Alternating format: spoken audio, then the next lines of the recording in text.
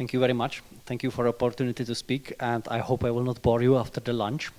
So, ladies and gentlemen, I would like to a little bit elaborate on the digital addictions.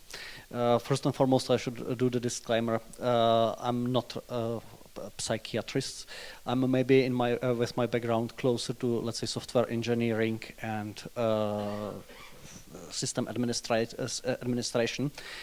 So maybe I would a little bit look on this issue from the data point of view. The digital addictions are actually kind of different from those others we might have talked previously, mostly because of their individual nature. I mean, like, each addiction is sort of like individual, but in this sense, the digital addictions are really an exception. I mean, when you are addicted to the alcohol, basically every single molecule of ethanol is the same thing. I mean, like, they are the same. When it comes to the digital addictions, the thing that you are addicted to is very individual for you. I mean, when you are scrolling all the time the Instagram or Facebook or Twitter or whatever, the feed you are observing is absolutely individual for you. I mean, like, nobody else in the world has the same one, because basically the computer or the company that supplies it individualizes it for you based on the data they know about you and your, like, preferences, hobbies, and so on. I mean, this whole thing is nowadays very well elaborated. I mean, like, the best neuroscientists are working on how to make these platforms even more, like, interesting for you, how to keep you there longer, and really results into people spending there a lot of time. I mean, this specific individual nature is to a large degree hard to be covered by our observation or the data. I mean, like, unlike the traditional addictions, which you may easily, like, recognize by measuring various substances in the blood, this is way harder to identify. Also, can have quite detrimental impacts on the person in touch. I mean, we are now facing a public mental health crisis. I mean, like, this is well observed. We have seen in the previous election term already the European Parliament even issuing reports, are proactively calling the European Commission to work about it, because we do know that significant amount of Europeans, I mean, 1/3, 1/2, have some sort of, like, mental issues.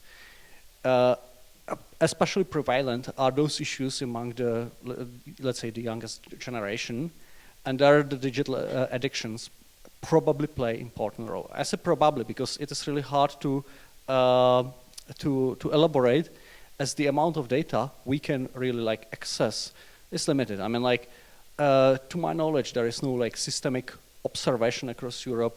What are the impacts on the general population? Do we know? Do we even know? Like, do we observe that?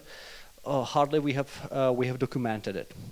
I mean, this sounds sort of like an issue. I mean, especially when we are talking in the environment where the social media are delivering various messages, like there is a war ongoing in the Ukraine. It's everywhere. It's everywhere. Do we know what these individualized feeds deliver to particular persons? What is the impact? I mean, hardly we can measure, hardly we can know. We just, like, assume.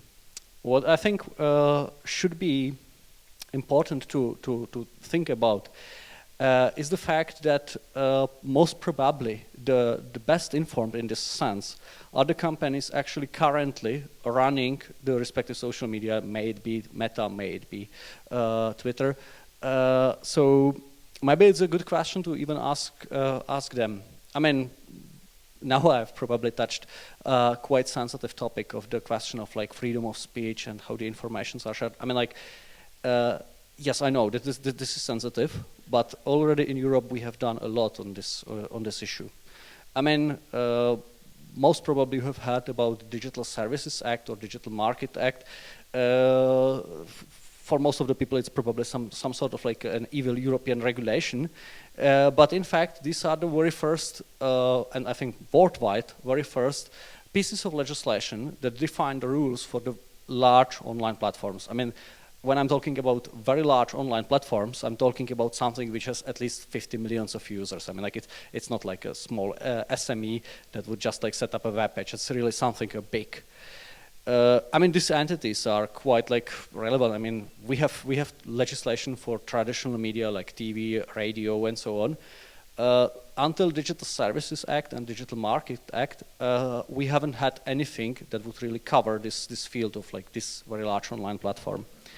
I mean, this has been passed in the previous legislative term, and both pieces of legislation are to high degree sort of a political compromise. I mean, like some of the issues that are connected to the social media were tackled, some not, and I would say the impact on the mental health is one of those which were not really discussed in the context of Digital Services Act or Digital Market Act previously.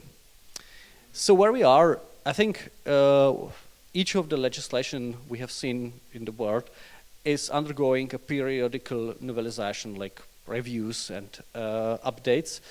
I guess sooner or later it will touch also this one, how the very large online platforms are being regulated.